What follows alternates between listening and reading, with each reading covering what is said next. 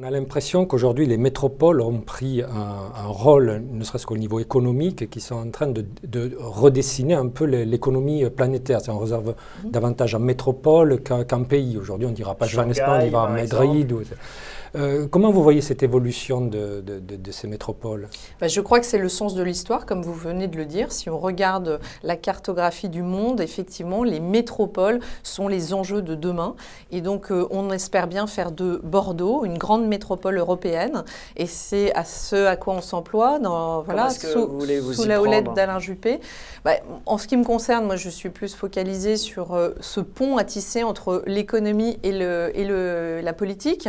L'idée est vraiment de dynamiser l'emploi, d'être au service des entreprises, de les aider, de les accompagner, d'abord au niveau de la création d'entreprises, de favoriser la création d'entreprises sur le territoire, ensuite de s'adresser aux entreprises qui sont déjà sur le territoire et de favoriser leur croissance à la fois au national et à l'international, de les accompagner, de leur donner de la visibilité parce qu'à Bordeaux, il y a un tissu économique fantastique, mais peut-être encore un peu méconnu, notamment des investisseurs internationaux.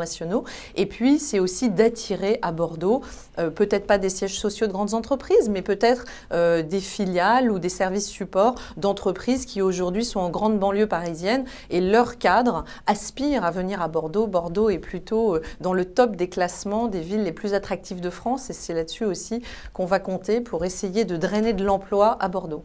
Alors, tout ça se rejoint dans un concept qui est à la mode, qui est celui de Smart City, ville intelligente. D'ailleurs, la Tribune organise un événement, un forum sur le sujet à Bordeaux le 3 avril. Comment vous définissez ce concept de Smart City selon vous? C'est-à-dire où, en définitive, on voit une interactivité permanente entre différents domaines. C'est ça la révolution qui est en cours? La révolution, elle est aussi celle des outils, comme on l'a dit, et le numérique permet effectivement de rapprocher le citoyen de ses usages et de ses politiques. Donc l'idée est effectivement de profiter de ce que nous offrent ces outils pour être beaucoup plus en interaction avec le citoyen. Alors les Smart Cities, c'est très vaste, ça va sur tous les sujets, les domaines énergétiques, comment on va effectivement baisser la consommation énergétique par une meilleure utilisation de la data. Et puis la mobilité connectée, c'est quelque chose d'essentiel. La métropole bordelaise grandit et grandit vite grâce à son attractivité.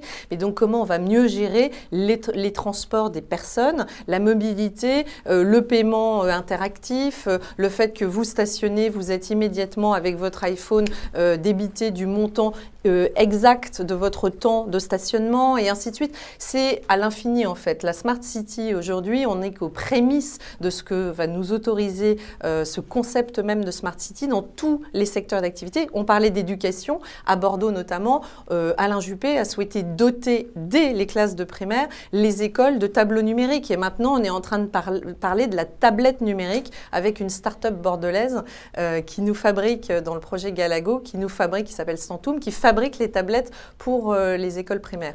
Bon, je pourrais vous en parler pendant des heures. Animé d'une flamme sur ce sujet.